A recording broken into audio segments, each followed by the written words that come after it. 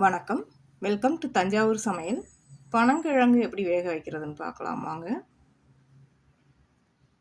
இதை உரிச்சிட்டு வேக வைக்கணும். தோலோடு வச்சுருக்கேன்.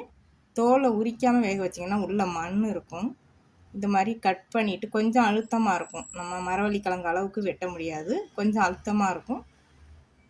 அதை வெட்டிட்டு இது மாதிரி உரித்து எடுத்துக்கலாம். உரிச்சிட்டு இந்த வேர் பகுதியை கொஞ்சம் வெட்டிட்டு அதுக்கப்புறம் இதை நல்லா கழுவிட்டு வேக வச்சு எடுத்துக்கலாம். இதே மாதிரி எல்லாத்தையும் உரித்து எடுத்துக்கலாம். இதில் நார் நிறையா இருக்கும், வேகிறதுக்கும் ரொம்ப நேரம் ஆகும்.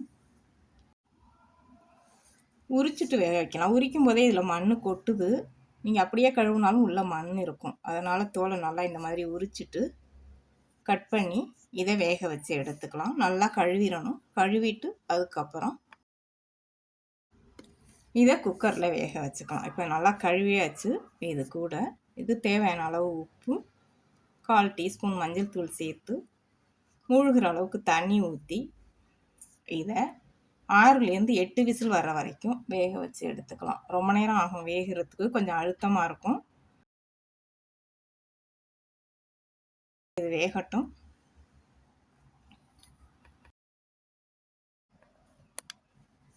நல்லா வெந்ததுக்கப்புறம் இப்போ நான் 8 விசிலுக்கு அப்புறம் எடுத்திருக்கேன். இது நல்லா வெந்திருக்கு. எடுத்து பார்க்கலாம். எடுத்து கையில் இந்த மாதிரி உடச்சி இழுத்தோன்னாலே நார் உரிச்சிட்டு வரும். இந்த மாதிரி உரிச்சிட்டு சாப்பிட வேண்டியது தான். நல்லா வெந்திருக்கு. சாப்பிட்றதுக்கு டேஸ்ட்டும் நல்லா இருக்குது.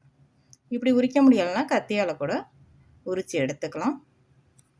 இது மாதிரி உரித்து எடுத்துட்டு சின்ன சின்னதாக கட் பண்ணி மிக்சியில் துருவி தாளிச்சும் சாப்பிட்லாம். அதுவும் நல்லாயிருக்கும். நான் இன்றைக்கி சும்மா இப்படியே தான் சாப்பிட்றதுக்கு செஞ்சுருக்கேன்.